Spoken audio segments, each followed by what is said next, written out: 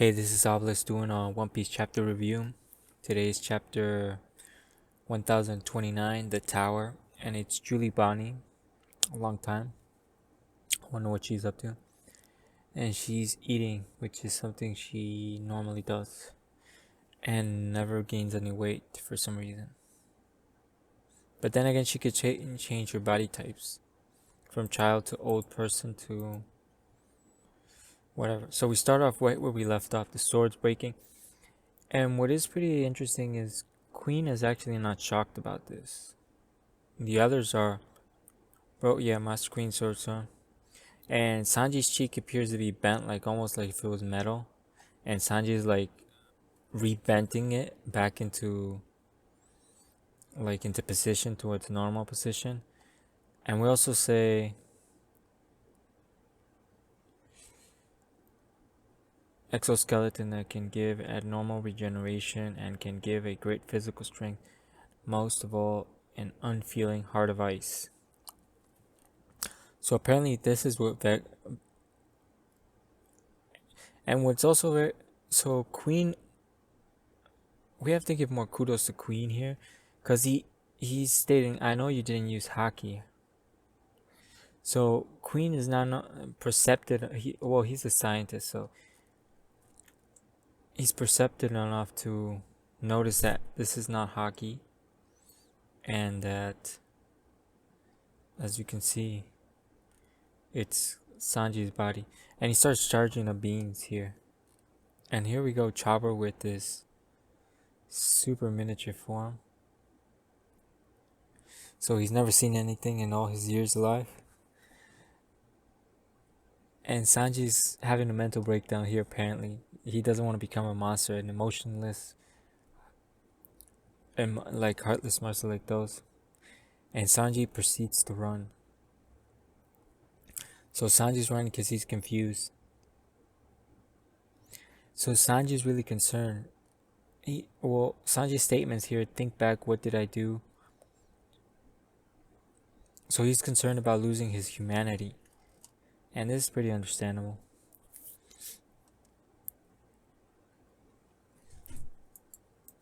So Sanji runs, which is, in my opinion, Oda's trying to separate the fight. So he's trying to do the same thing with Zoro and King. No disturbances, no one there. And the same thing's happening here. So a bunch of fighters start shooting at him. Start shooting at Sanji, and they get him in the head. And he looks pretty pissed off. And he says that hurts. And Queen is in hot pursuit, shooting beams as he goes, through his mouth, through his hair, and through his tail. And he still wants to see Germa's power, the tech, the science of Germa. And then we go back to Big Mom, Kid, and Law. And Kid is in the ground, and it appears that Big Mom has infused the sword Napoleon with the new Zeus power, Hera, whatever her name is, Hera. So she's about to come down with a strike on Kid, but Law stating all. So pretty much Law stating the truth, you're useless right now. And he does a counter strike to Big Mom in the cheek. And Big Mom and Prometheus doesn't like that. And Stolen Fire. Very interesting here, the name of the attack, Stolen Fire. And Law gets hit, a direct hit. And Big Mom proceeds to do a flip in the air and come down with Mama Raid. Come down with an attack on Kid. And how is Kid not cut in half or like utterly destroyed? And you can see the fusion, whatever combined attack they were doing, it's separated now. And Big Mom is just smirking. But it appears Big Mom is also taking damage now.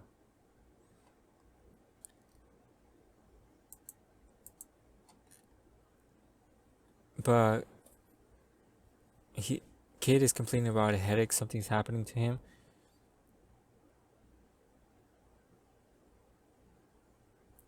Big Mom is laughing at him. You'll die on you. And we see the reality of thing is that Hawkins is pretty much using his head as a bulldozer and smashing rocks, and that's what's causing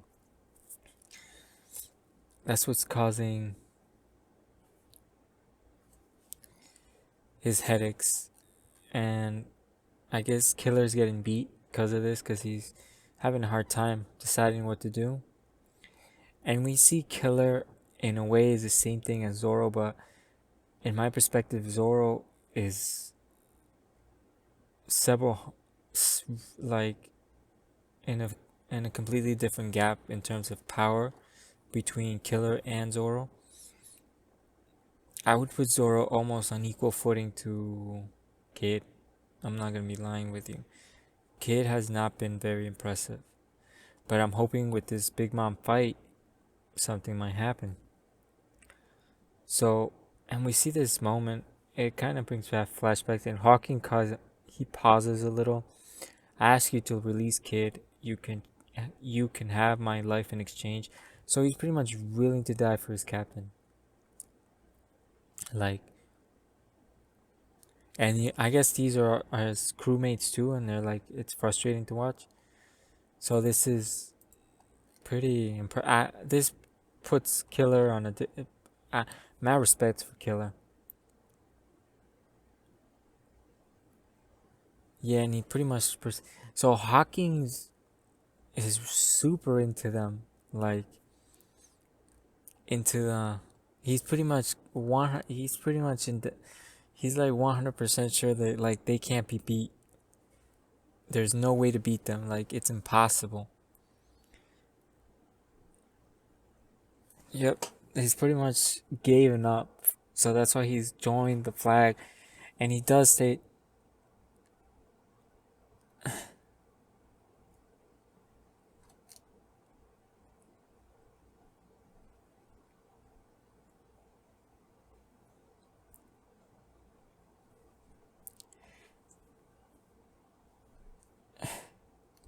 So we see a little flashback of Kaido telling her,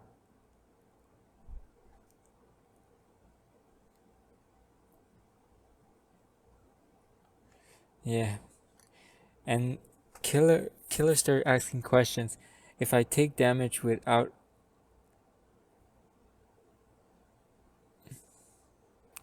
If you take damage without a proper conduct, where does the damage go, huh? Without a proper conduct. And he said, what do you mean the power works? You should know how my power works right now. So pretty much, oh crap. Killer just cuts off Hawkins' arm, like straight up decapitates the arm. So Hawkins just lost an arm. This is really cool.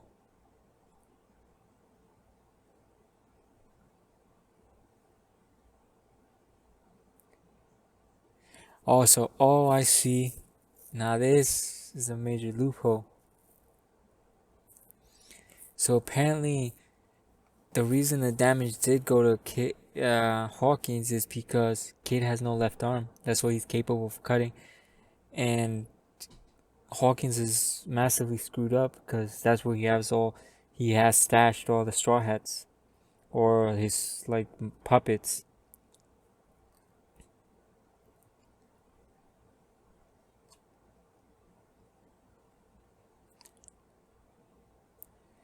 And this is very interesting.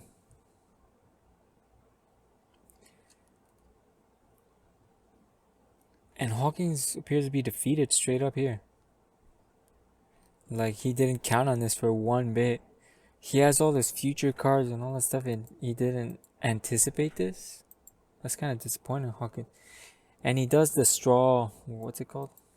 The straw man card, Death Upright. The card of destruction. It means you can finally end a miserable life myself. And Zoro low diff this thing, so beheading claws. So he beheads the straw man, like straight up.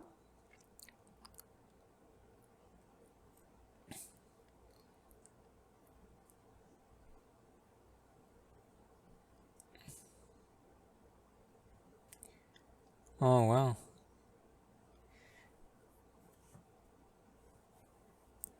The tower, and apparently Hawkins drew a bad card here.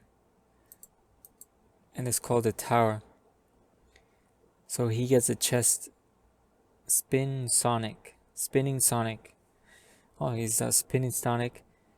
And he pretty much gets slashed in the middle of his head. And Hawkins falls.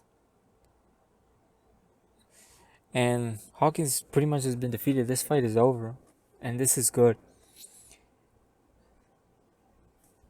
And Big Mom recognizes this. You seem to be in better spirit. And Kid, he has...